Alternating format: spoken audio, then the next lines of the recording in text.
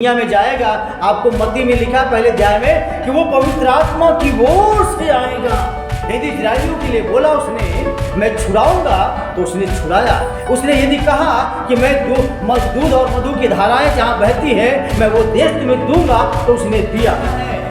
अंत के दिनों में जाति जाति पे, राज्य राज्य पे, देश देश पे चढ़ाई कि आज तक कितने दुनिया में गुरु होकर आके आए, गुरु लोग आए या बहुत से ईश्वर बन के आए, बहुत से लोग अपने आप को बहुत सामर्थ्य बताने लगे।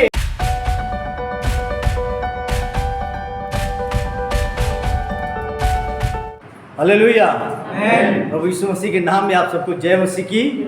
मैं परमेश्वर पिता का धन्यवाद करता हूँ फिर से एक बार इस मौके के लिए जो प्रभु ने हम लोग को जीवित रखा, संभाला, तमाम प्रकार की बीमारियों से भी उभारा और हम सबको इस जगह पे लेकर के आया है ताकि हम उसके वचन को सुन करके, मान करके हम उसका आदर और सम्मान कर सकें। क्योंकि हमारा परमेश्वर सोना और चांदी नहीं, मेल बलि होम बलि नहीं चाहता, बल्कि वो चाहता है कि मनुष्य अपने आप को दीन करे और उसके चरणों में आए, उसके पास आइए। आइए हम प्रार्थना में जाएंगे। सर्वशक्तिमान पिता परमेश्वर, हम धन्यवाद करते हैं और मेरी ये दुआ है कि जो वचन आपने दिया है प्रभु, वो आज आपके लोगों में जब बातचीत करते हैं तो पवित्र आत्मा जी हमारी अगुवाई करें और तमाम सुनने वालों को प्रभु दुआ आशीष दे। यीशु के नाम में दुआ मांगते हैं, आमीन। हालेलुया। सो आइए अब भजन यशाया और उसका 43 अध्याय उसकी 13 आयत के ऊपर हम लोग बातचीत करते हैं।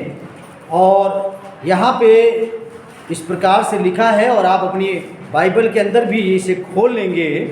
और आज का जो हमारा विषय है, यहोवा की सामर्थ को जानो, यानी परमेश्वर की सामर्थ को जानो। ऐसा नहीं है जिसे हम मानते हैं वो परमेश्वर कोई नॉर्मल है या ऐसे वैसा है, नहीं। हमारा परमेश्वर जिस पर हम विश्वास करते हैं उसके विषय में आज आपको ज्ञान होना चाहिए। हमेशा आजकल बच्चों से भी ये पूछा जाता है कि तुम्हारे माता और पिता क्या करते हैं, तो बच्चे कहते हैं मेरे माता पिता, मेरे पिताजी किसान के काम करते हैं या मेरे पिता गवर्नमेंट जॉब में हैं, इस पोस्ट पे हैं। और बहुत से लोग बोलते हैं मेरे पिताजी साइकिल में पंचर बनाते हैं, बहुत से बोलते हैं कबाड़ी काम करते हैं, बहुत से बोलते हैं मेरे पिताजी तो मास्टर हैं, या मेरे पिताजी जो है बस बैठे हुए ताश भी खेलते रहते हैं, बस घूमते रहते हैं, पी के पड़ जाते हैं। अनेक प्रकार से बच्चे अपने पिता के बारे में बताते हैं। ऐसे ही बच्चे अपने माता के, मेरी माता जो है घर में काम करती हैं, घर में रहती हैं। और बहुत से कहते हैं मेरी मम्मी गवर्नमेंट टीचर है, बहुत से बोलते हैं इस प्रकार की नौकरी है, उस प्रकार का है, या प्राइवेट है, या फैक्ट्री में जाती है। बोलते हैं ना, एक परिचय देना अपने माता पिता के विषय में। ऐसे ही हम और आप आज परमेश्वर के इस वचन से हम परमेश्वर के विषय में जानना चाहेंगे कि हमारा परमेश्वर कैसा है। हालेलुया। यहोवा परमेश्वर कैसा है। तो यशाया 43 उसकी 13 में लिखा है, मैं ही परमेश्वर हूँ और भविष्य में भी मैं ही हूँ, मेरे हाथ से कोई छुड़ा न सकेगा। जब मैं काम करना चाहूँ तब कौन मुझे रोक सकेगा। हालेलुया। परमेश्वर कहता है मैं ही क्या हूँ, परमेश्वर हूँ। और हम परमेश्वर को किस नज़रिए से देखते हैं, परमेश्वर किसे कहते हैं, परमेश्वर उसे कहते हैं जिसने पूरे ब्रह्मांड को बनाया है, जिसने इस धरती को, ब्रह्मांड को, मानव जाति को, जिसे कहता अपने स्वरूप में, अपनी समानता में है, जिसको बनाया है, उसे हम क्या कहते हैं, परमेश्वर कहते हैं। मकान बनाने वाले को क्या कहते हैं, मिस्त्री। कपड़ा सिलने वाले को क्या बोलते हैं, दर्जी। इसी प्रकार से आकाश और पृथ्वी के बनाने वाले परमेश्वर को क्या कहते हैं, परमेश्वर। हालेलुया। परमेश्वर का वचन हमें यहाँ पे इसीलिए कहता है कि मैं ही परमेश्वर हूँ और भविष्य में भी मैं ही हूँ। जब ये नबियों से बात परमेश्वर कर रहा है तो आने वाली पीढ़ी के लिए कहता है इसे लिख और कह दे कि क्या मैं कौन हूँ, और समझा लोगों को बता इन इजराइलियों को बता। इसलिए बार बार उसने अपनी उन किताबों में, जब पीछे हम पढ़ते हैं पुराना नियम के अंदर, हर किताब में परमेश्वर कहता है तू इन्हें जता दे कि मैं कौन हूँ। उन्हें बता कि मैंने कैसे मिस्र में तुम्हें, कैसे मिस्र से छुड़ा करके लाया हूँ। मैं अब्राहम के साथ रहा, मैं इसहाक के साथ रहा, याकूब के साथ रहा, यूसुफ के साथ रहा, उसके वंशजों के साथ रहा। मेरी वाचा उससे पीढ़ी दर पीढ़ी में बांधता आया हूँ कि मैं कौन हूँ। इसलिए वो कहता है कि तुम इन सब बातों को जो है अपने बाल बच्चों को सिखाया करना, कहीं ऐसा न हो कि वो भूल जाएं कि हमारे बाप दादा को मिस्र देश के गुलामी से कौन छुड़ाया है, कौन इस अद्भुत काम को करने वाला है, कहीं भूल न जाए। और ऐसा हुआ था, ऐसा हुआ था। भूल गए बच्चे, उन्हें नहीं मालूम कि कौन परमेश्वर है, कौन हमारा रचने वाला है, कौन छुड़ाने वाला है। उन्हें ये इतिहास नहीं मालूम है। इसीलिए हमें परमेश्वर कहता है कि तुम ये बातें अपने बाल बच्चों को सिखाया करना, और तब सिखाओगे जब तुम खुद सीखोगे। तुम खुद सीखोगे, यानी कि परमेश्वर के वचन पढ़ने के द्वारा, भवन में जाने के द्वारा, घर में संगति करने के द्वारा तुम क्या करोगे? सीखोगे। जब तुम सीखोगे तो तुम अपने बाल बच्चों को भी, कि मेरा उद्धार कैसे हुआ, मैं बीमारी से कैसे छुटकारा पाया, क्या मैंने सोना चांदी तौल दिया था इस बीमारी को ठीक करने के लिए, क्या मैंने किसी ने मेरे लिए किसी ने लहू बहाया था, क्या मेल बलि, होम बलि, बकरों का या घोड़ों का, ऊँटों का, किसी कबूतर का, किसी का खून बहाने के द्वारा मेरा उद्धार हुआ है? आप बता सकते अपने बच्चों को? नहीं। एक प्रभु का दास, वो यीशु के नाम में बोला, मेरे अंदर से दुष्ट आत्मा निकल जा, और मुझसे निकल गई और मैं आज़ाद हो गया। मेरा छुटकारा यीशु के नाम से हुआ है, मेरे पापों का क्षमा यीशु के लहू से हुआ है। हालेलुया। आप ये बात बता सकते हैं। इसलिए यहाँ कहता है मैं ही परमेश्वर हूँ और भविष्य में भी मैं ही हूँ, मेरे हाथ से कोई छुड़ा न सकेगा। यदि मैं किसी को बांध दूँ तो मेरे हाथ से कहता कोई नहीं छुड़ा सकता, ऐसा कोई शक्तिशाली नहीं है। इसलिए हमें और आपको समझना चाहिए परमेश्वर कितना पावरफुल है। हालेलुया। पावरफुल परमेश्वर हमारा है, शक्तिशाली है। और वो ये बात कहता है जब मैं काम करना चाहूं तब उसे कौन रोक सकता है? क्या रोक सकता है? परमेश्वर कोई मना कर सकता है? परमेश्वर का वचन आप पिछले दिनों में देखा होगा, अभी मोरक्को में भूकंप आया जहाँ पे 3000 से भी ज़्यादा लोग मर गए। उससे पहले तुर्की में आया था, उससे पहले और पता नहीं कहाँ कहाँ आया, कितने लोग मर गए भूकंप के कारण। तो परमेश्वर का वचन क्या कहता है? परमेश्वर का वचन यशायाह 40:28 में कहता है, क्या तुम नहीं जानते, 40:28 यशायाह में, क्या तुम नहीं जानते, क्या तुमने नहीं सुना, यहोवा जो सनातन परमेश्वर और पृथ्वी भर का सृजनहार है, वह न थकता न श्रमित होता है, उसकी बुद्धि अगम है।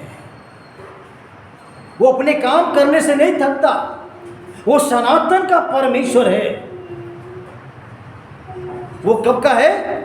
सनातन। अभी पिछले दिन आप जानते हैं हमारे भारत देश में सनातन के बारे में लिखा है, कोई सनातन के बारे में नहीं बोलता है। सनातन धर्म शुरू से, तो बाइबल क्या करिए, मैं सनातन से हूँ। यहोवा सनातन चट्टान ऐसा लिखा हुआ है यशायाह में, वो सनातन चट्टान है, शुरू से ही है। तो यहोवा के विषय में कहते हैं कि क्या तुम नहीं जानते कि परमेश्वर कौन है? वो पृथ्वी भर का क्या करने वाला है? रचने वाला परमेश्वर है। क्योंकि जो काम मनुष्यों से नहीं होता है वो काम परमेश्वर करने वाला है। मलाकी 3:6 में लिखा है, क्योंकि मैं यहोवा बदलता नहीं, इस कारण है याकूब की संतान तुम नाश नहीं हुए, तुम नाश नहीं हुए। परमेश्वर बदलने वाला नहीं है, वो बदल गया, हम उसे बदल दें, हम मार्केट से नया लेके आ जाएं, या वो पुराना हो गया।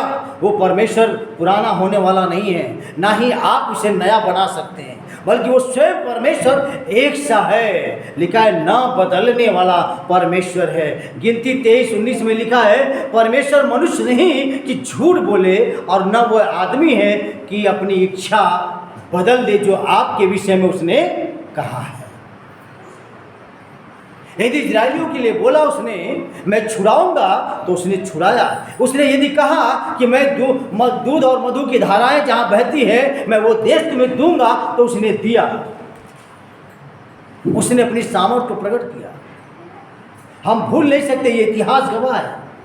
आज वो इजराइल हमारे इसी पृथ्वी पे बसा हुआ है, और परमेश्वर का वचन खुद कहता है कि हमें इस बात के लिए कि परमेश्वर जो काम करना चाहेगा उसे कौन रोक सकता है।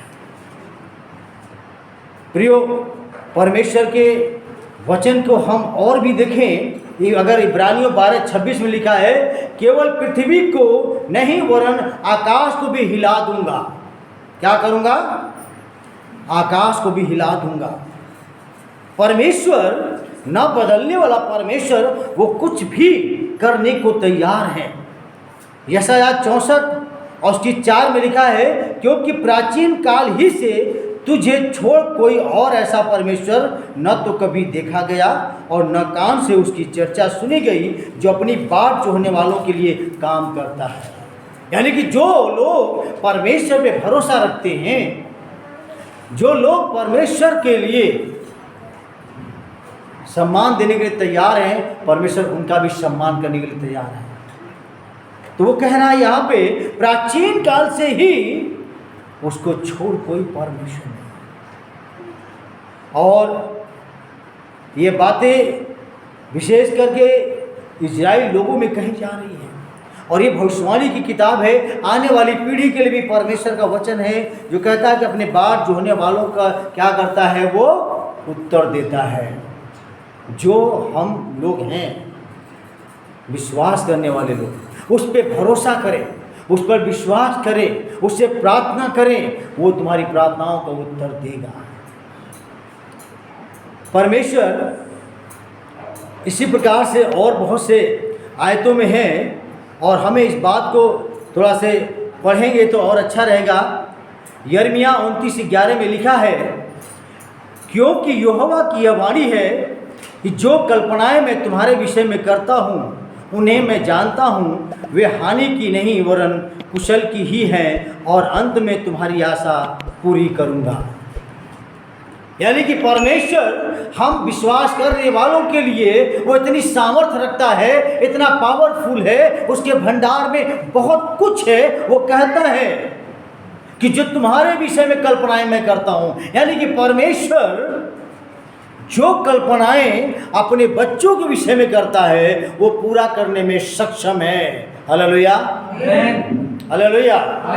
वो आपके विषय में, मेरे विषय में, इस दुनिया वालों के विषय में वो कहता है ये बात के लिए कि मैंने यदि पूरे मानव जाति को बचाने के लिए यदि मैंने ये कल्पनाएं किया था कि एक दिन मैं अपने पुत्र को संसार में भेजूंगा,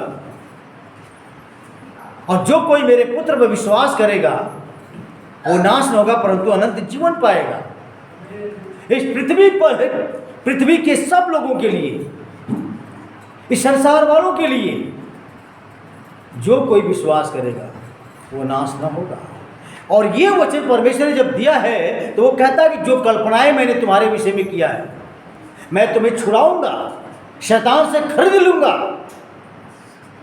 उन बंधनों से आजाद करूंगा। तो मैं करूंगा क्योंकि मैं शक्तिशाली हूं, मैं पावरफुल हूं, मुझ में वो सामर्थ्य है। क्या आज तक आपने सोचा कभी कि आज तक कितने दुनिया में गुरु होकर आके आए, गुरु लोग आए, या बहुत से ईश्वर बन के आए, बहुत से लोग अपने आप को बहुत सामर्थ्य बताने लगे। क्या किसी ने हमारे छुटकारे के लिए ऐसा सोचा कि हम मानव जाति के लिए अपना प्राण दे दें या अपना लहू बहा दें? कोई आया ऐसा? लेकिन परमेश्वर ने ही ये कल्पनाएं संसार को बचाने के लिए किया था और उसे 2023 साल पहले इस दुनिया में आया, उसको भेजा ताकि हम लोग बचाए जा सके। और जो इस दुनिया में आया उसके विषय में भी ये बात लिखा गया है। लूका 18:27 में बात लिखी है, उसने कहा जो मनुष्य से नहीं हो सकता वो परमेश्वर से हो सकता है। जो काम मनुष्यों के बस की बात नहीं है वो किससे हो जाएगा? परमेश्वर से हो जाएगा। और परमेश्वर काम करने के लिए तैयार है। और परमेश्वर ने बात कहा कि परमेश्वर जो लूका, अगर मैं लूका उसका 4 अध्याय अगर आप निकाल लें मेहरबानी से पढ़ के देखिए, और यहाँ इस प्रकार से लिखा है कि प्रभु का आत्मा मुझ पर है इसलिए कि उसने कंगालों को सुसमाचार सुनाने के लिए मेरा अभिषेक किया है, और मुझे इसलिए भेजा है कि बधुओं को छुटकारे का और अंधों को दृष्टि पाने का सुसमाचार प्रचार करूं और कुचले हुओं को छुड़ाऊं। ये किसका काम है? कौन छुड़ा सकता है? जो आदि से है, जो अनंत काल से है, जो दुनिया का सृष्टि करता है, जो कहता है कि मैं बधुओं को छुटकारे का, अंधों को दृष्टि पाने का सुसमाचार प्रचार करूं और कुचले हुओं को छुड़ाऊं और प्रभु के प्रसन्न रहने के वर्ष का प्रचार करूं। और ये काम किसके वश का है? प्रभु यीशु मसीह के लिए। यहोवा परमेश्वर ने कल्पनाएं किया था जब आदम और हव्वा के द्वारा पाप आया, और उत्पत्ति 3:15 में उसने वादा किया कि मैं इस दुनिया में भेजूंगा छुड़ाने वाले को, अपने पुत्र को, और नबियों के द्वारा धीरे धीरे बात करता रहा। उसी के रूप में, प्रभु यीशु के रूप में बहुत से राजाओं को भेजा, लेकिन राजा सक्सेस नहीं हुए। बहुत से न्यायियों को भेजा, लेकिन न्यायी भी सक्सेस नहीं हुए।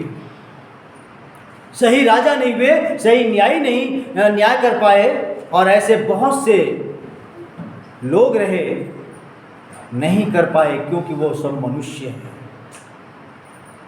लेकिन प्रभु की कल्पनाएं अपने पुत्र के विषय में थी। वो ये थी कि हमारा पुत्र जो दुनिया में जाएगा, आपको मत्ती में लिखा पहले अध्याय में कि वो पवित्र आत्मा की ओर से आएगा, जो निष्कलंक, निर्दोष, निष्पाप होगा, किसी पुरुष के संबंध नहीं, किसी का लहू उसमें मिक्स नहीं, और पवित्र आत्मा के द्वारा आएगा, और वो पवित्र है। इसलिए उसने सिर्फ दुनिया में वही एक है जो मानव जाति के लिए आकर के अपना लहू को बहाया। सिर्फ वही वो काम कर सकता है और कोई नहीं कर सकता है। और वो अपने विषय में परमेश्वर का वचन हमें कहता है और सिखाता भी है। जैसे कुलुस्सियों में एक बात लिखी है उसके बारे में, यीशु के बारे में, कुलुस्सियों और उसका पहला अध्याय, जैसा हम बार बार उसको रिपीट करते हैं, पढ़ते हैं, उसे हमें याद भी रहता है और अच्छा भी है कि पहले अध्याय में और उसकी 15 आयत से बात लिखी हुई है। और मैं आपको पढ़ता हूँ और आप भी अपनी डायरी में लिख सकते हैं इस आयतों को। और इस प्रकार से लिखा है,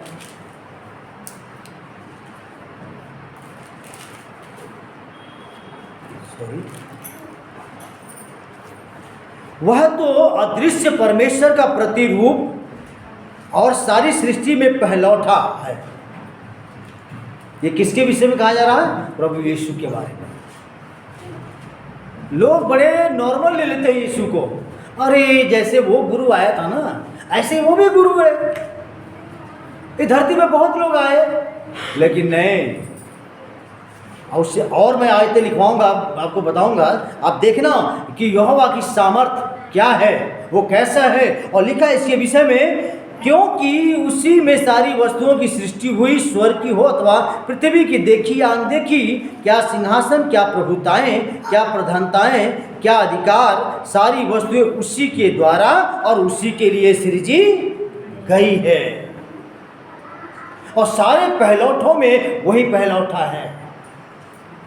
उसी के द्वारा सृजी गई है। यानी कि हमारा वो यीशु मसीह साधारण नहीं है, बल्कि वो सृष्टि करता है। हालेलुया।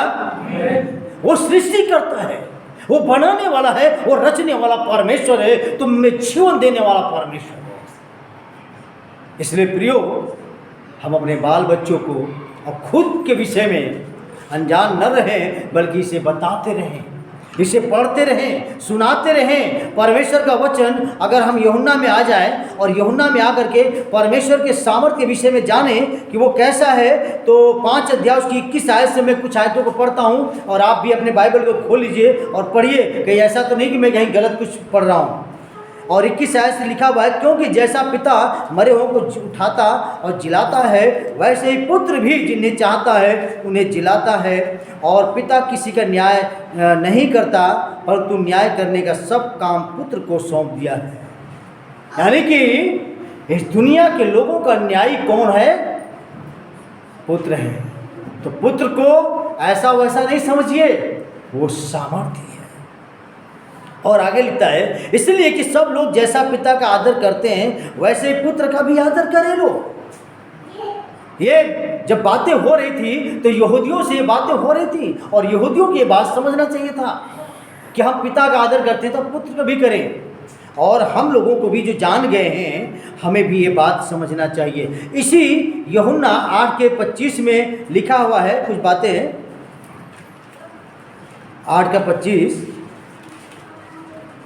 उन्होंने उससे कहा, तू कौन है? यीशु ने उससे कहा, वही हूँ जो आरंभ से तुमसे कहता आया हूँ। कब से? आरंभ से। यानी कि आरंभ में कौन था? यहोवा परमेश्वर, वो प्रभु यीशु आरंभ से बातें करते आ रहा है। इसका मतलब आरंभ में लिखा है, आदि में परमेश्वर ने आकाश और पृथ्वी की रचना किया, संसार की रचना किया, हेवन स्वर्ग की रचना किया आदि से। इसलिए हम लोग उसके भय में अपने जीवन को व्यतीत करते हुए हमें आगे बढ़ना चाहिए। परमेश्वर के सामर्थ्य को समझना चाहिए। हम ये भूल ना बैठें, परमेश्वर साधारण है, वो मेरा न्याय नहीं कर सकता है, वो हमें देख नहीं रहा है, वो परमेश्वर हमारा कोई कुछ बिगाड़ नहीं सकता है, हमें दंडित नहीं कर सकता है, मेरे पास पैसा बहुत है, मैं दवाइयाँ करके खा के जीवित रह लूँगा, या मैं अपने पैसे से चाँद पे पहुंच जाऊंगा, मंगल ग्रह पे चला जाऊंगा, वहां रहूंगा और वहां भी परमेश्वर में छू नहीं सकता है, वहां बीमारी नहीं छू सकती है। ऐसा नहीं है प्रियो, तुम अनजान हो। परमेश्वर का वचन कहता है, ये सृष्टि मैंने रचा है, ये सब मेरी सुनते हैं। तो कहीं भी चला जा, दाऊद ने भजन 139 में कहते हैं, हे परमेश्वर, मैं तुझसे छिप नहीं सकता। यदि पहाड़ों पे चल के बस जाऊं तो वहां तू है, यदि जल के तराइयों में चला जाऊं तो तू वहां है, पृथ्वी के गहराइयों में चला जाऊं तू वहां है, मैं अंधेरे कोठरी में बैठ जाऊं तू वहां है। परमेश्वर, मैं तुझसे कहीं नहीं छिप सकता, क्योंकि तू अंधेरे को भी ऐसे देखता है मानो उजाले में तू देख रहा है। इसलिए प्रियो, परमेश्वर के प्रति हम सजग रहें, उसके भय के प्रति सजग रहें, उसके न्याय के प्रति सजग रहें, उसकी सामर्थ्य के प्रति सजग रहें, तैयार रहें कि परमेश्वर क्या क्या करने वाला है।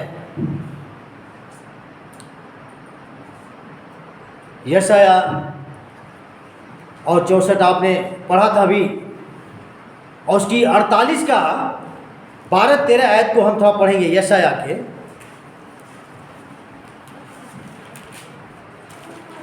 12 और 13,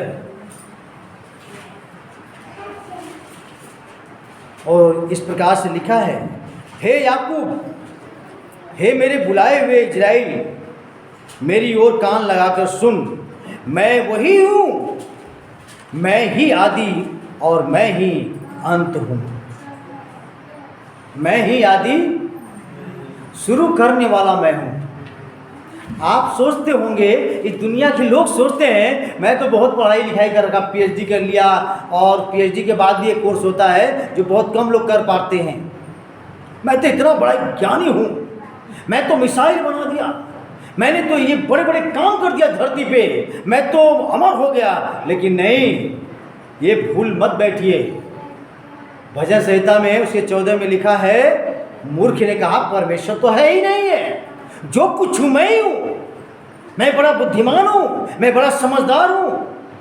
लेकिन उसे ये नहीं मालूम है कि 2023 के बाद 2024 आएगा, 24 के बाद 25 आएगा, और ऐसे आते आते तेरी भी शक्ल बदलती जाएगी। तेरे भी जो मांस जो है बड़े चिकने रिस्पुट दिखते हैं वो गलने लगेंगे, और तेरा बुढ़ापा आ जाएगा। बुढ़ापा आके तू लाठियाँ ले लेगा, तब नहीं सोचेगा अरे मैं तो बड़ा बलवान था, मैं बड़ा बुद्धिमान था, जब तेरी बुद्धि भी काम करना बंद कर देगी।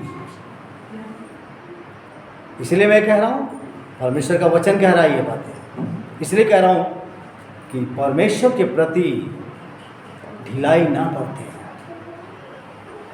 अगर वो शुरू में सब कुछ बनाया तो वो अंत भी करने वाला परमेश्वर है। तेरे आयत में कहता है, निश्चय मेरे ही हाथ ने पृथ्वी की नींव डाली और मेरे ही दाहिने हाथ ने आकाश फैलाया। जब मैं उनको बुलाता हूँ वे एक साथ उपस्थित हो जाते हैं। देखो परमेश्वर कितना महान है। और इसी यशाया 45 का 21 में एक बात लिखी है,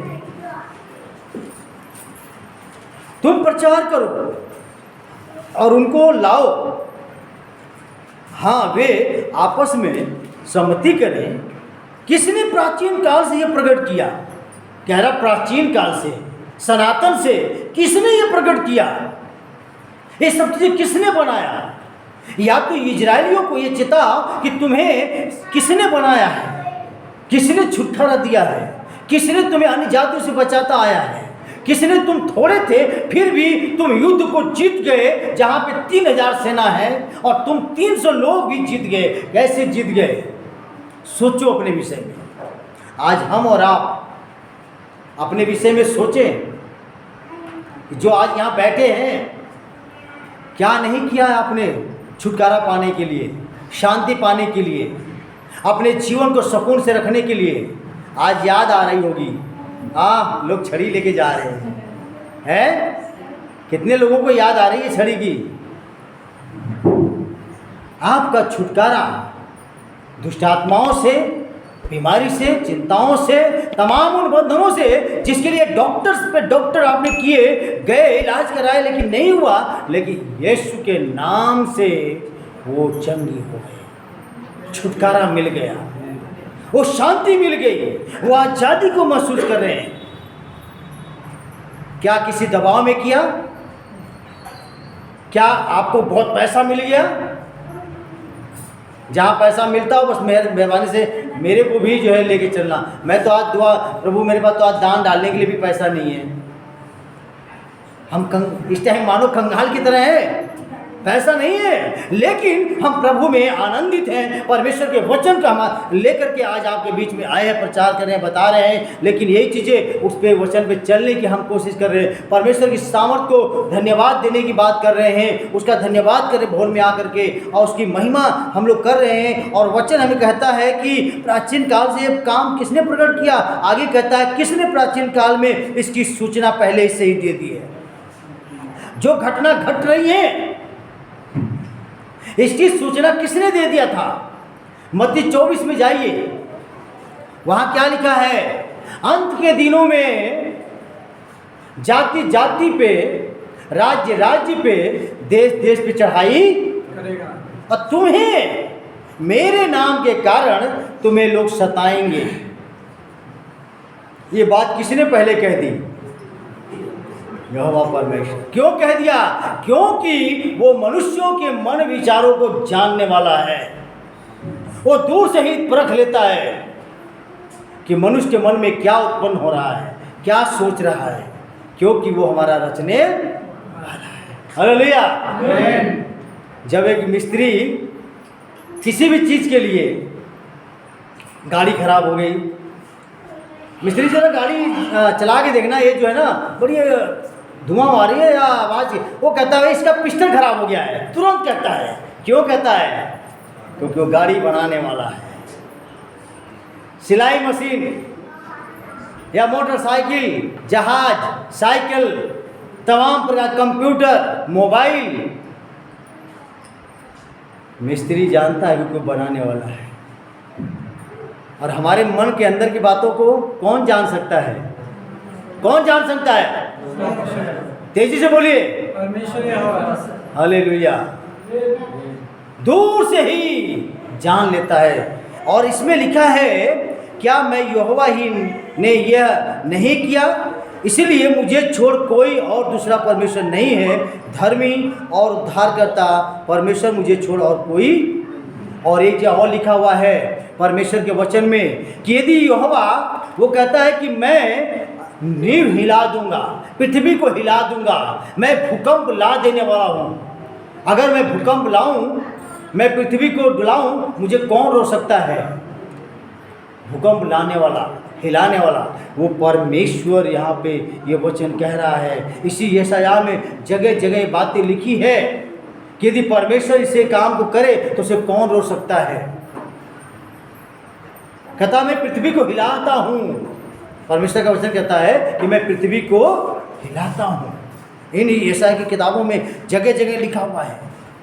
इसलिए प्रियो, आज हम और आप परमेश्वर की सामर्थ को जानिए कि जब आप प्रार्थना करते हैं तो याद रखिए परमेश्वर उत्तर देने वाला है।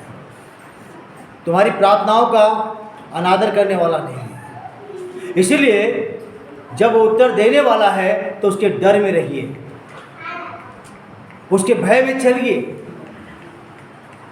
और जब हम ऐसे चलते हैं तभी हम उसकी आज्ञाओं का पालन कर पाते हैं। हमें और आपको यही करना है। परमेश्वर आपके मेल बलियों, होम बलियों से प्रसन्न नहीं है, चढ़ावे से प्रसन्न नहीं है। तुम उसके लिए क्या दे सकते हो? वो कहता है सब कुछ तो मेरा ही है। मैं आपके घर से कोई सामान उठा के बोलूँ ये लो मैं आपको दे रहा हूँ, आप हंसेंगे। परमेश्वर ऐसे ही हंसता है। मेरे लोग देखिए, धन्यवाद देने के विषय मैंने कहा हाथ उठा के धन्यवाद करो, उसके सामने घुटने टेके प्रार्थना करो, उसके सामने रो गिड़गिड़ाओ प्रभु से। तुम्हें छुटकारा देने वाला है। वो तुमसे कुछ नहीं चाहता है, लेकिन मनुष्य भी नहीं करता है। लेकिन आज लोग उलझनों में पड़े हैं, अज्ञानता में पड़े हैं। वो जहाँ जाते हैं, जिसको मानते हैं वो ऐसा करते हैं। लेकिन हमें परमेश्वर कहता है कि तुम आज़ाद हो गए हो। मैं सामर्थी परमेश्वर हूँ, तुम्हारा छुड़ाने वाला हूँ, मैं तुम्हारा उद्धार करने वाला परमेश्वर हूँ। इसीलिए यहोवा न बदलने वाला है। वो कल और आज युगानुयुग एक सा परमेश्वर है। वो आज भी वही काम करेगा जो पहले किया था। आने वाले तुम्हारे फ्यूचर में जो भविष्य में बच्चे हैं वो उसके लिए भी वायदा कहता है कि यदि तू मेरी आज्ञाओं का पालन करे और ये बातों पे चले तो मैं तेरी 1000 पीढ़ियों तक तुझे आशीष देता रहूँगा। ये परमेश्वर का वायदा है। इसलिए हम इस वचन पे विश्वास करते हैं। इन वचनों पे हम लोग विश्वास करते हैं ताकि हमारा विश्वास क्या हो, बना रहे परमेश्वर में, परमेश्वर में बढ़ता जाए। परमेश्वर के लिए जो कुछ संभव है वो सब काम करता है जो उसने हमारे और आपके विषय में कल्पनाएं किया है। सो प्रियो, प्रभु हम सबको इस वचनों के द्वारा बहुत आशीष दे कि आज जो वचन आपने सुना कि परमेश्वर के सामर्थ्य को समझो और समझ करके हम उसके सन्मुख आएं और उसकी स्तुति आराधना करें, प्रार्थना करें, भय में चले और उसके वचनों के आज्ञाओं का पालन करें ताकि तुम्हें परमेश्वर आशीष दे सके। हालेलुया। प्रभु आपको आशीष दे। आइए हम प्रार्थना करें। प्रेमी परमेश्वर, मैं आपका धन्यवाद करता हूँ इन सब लोगों के लिए। प्रभु जी, जितने लोगों ने वचन सुना है और सुनेंगे लोग, उन सब के परिवारों में तेरा अनुग्रह बना रहे, तेरी दया बनी रहे। प्रभु जी, हमारे नेशन, इस भारत देश को तू आशीष दे परमेश्वर। प्रभु दया अनुग्रह कर, यीशु के नाम में दुआ मांगते हैं। हालेलुया। प्रभु की स्तुति हो। धन्यवाद प्रभु।